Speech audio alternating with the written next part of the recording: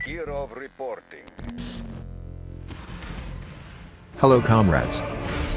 While I was thinking about what the next build would be, GGG added a new very cool thing, limited unique item skins, the Kyrus Vault Pass. It costs $30, but beyond that, we also need to complete every map. And I, like many people, have one map left, Doriani's Machinarium. Which, after Kyrus Vault Pass is released, costs around 10 exalts. So I decided to save money, and bought Singular Scouting Report, which has a high chance of roll this map.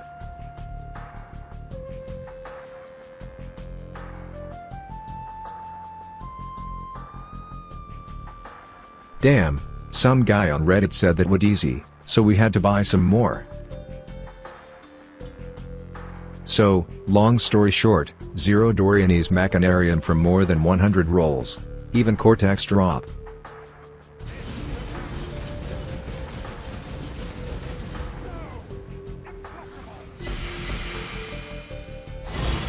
Okay, when the prices drop, I'll finish Atlas. While I'm thinking about new build, I decided to farm my favorite unique card, Putrid Cloister. For those who don't know, boss on this map drop tons of divination cards. Also, the mobs from this map drop stacked decks. So, I bought couple maps, let's see what comes out of it.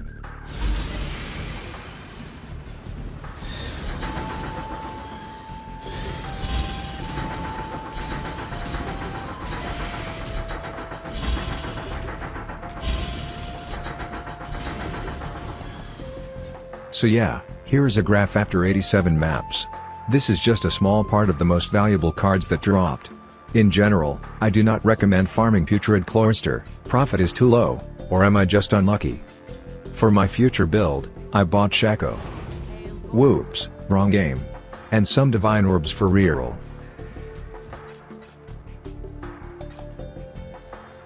So on this helmet, we want at least level 32 Ice Bite, and any damage mod skill. I hope we get lucky.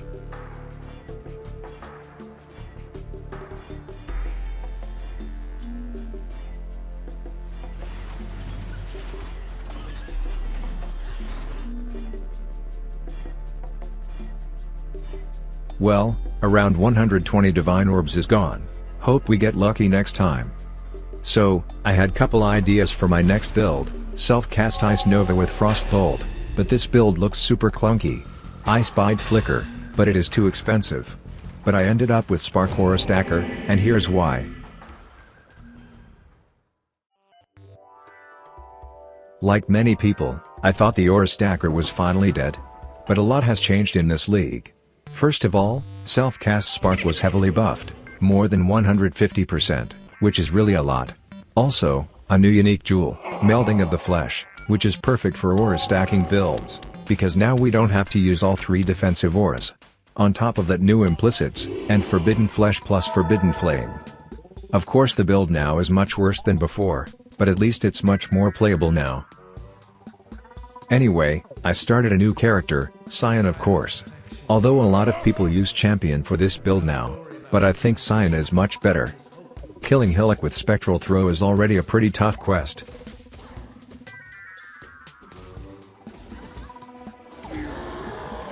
I started my leveling with Freezing Pulse, and leveling stuff of course.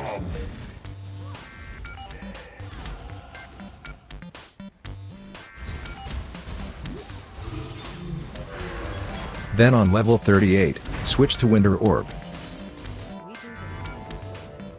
Since there were no nodes either for HP or damage, leveling was quite difficult. So I had to finish level 72 on Blood Aqueduct. Well, it's time to buy some gear. First, the helmet. We need a synthesized helmet with increased effect on non-curse auras from your skills implicit. Hubris Circlet are too expensive, so we buy Praetor Crown, the best hybrid base. To craft this helmet we're gonna use Hollow Fossil plus Dense Fossil.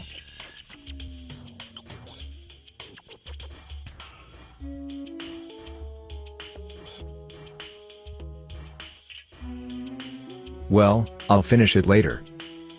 Also, for the first time in my life I was scammed, kinda frustrating. 2 Call of the Brotherhood, and Melding of the Flesh, mandatory items in this build. Zealotriel's Uprising. Of course, tons of cluster jewels.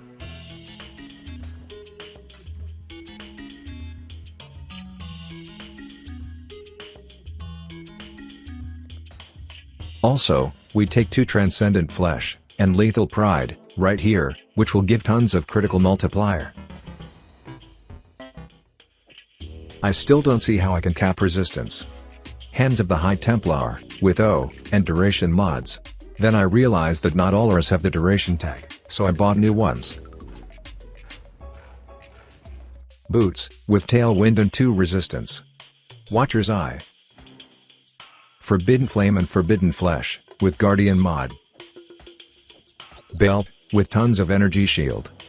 Pretty cheap, not bad armor, also with a ton of energy shield. And 2 Nebulize.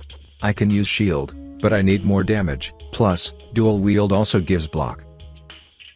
Somehow we managed to cap resistances.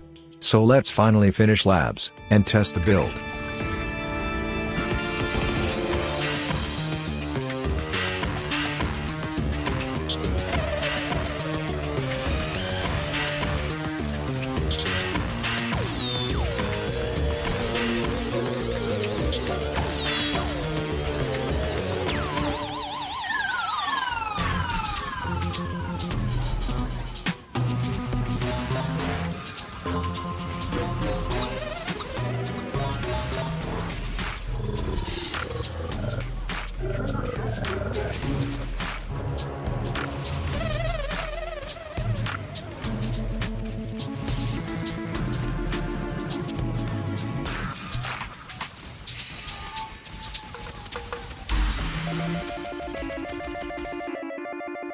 In general, as you understand, the build is far from perfect.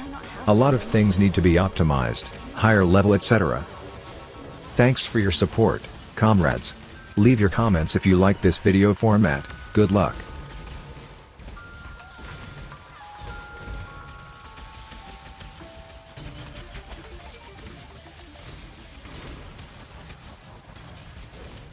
Annihilating.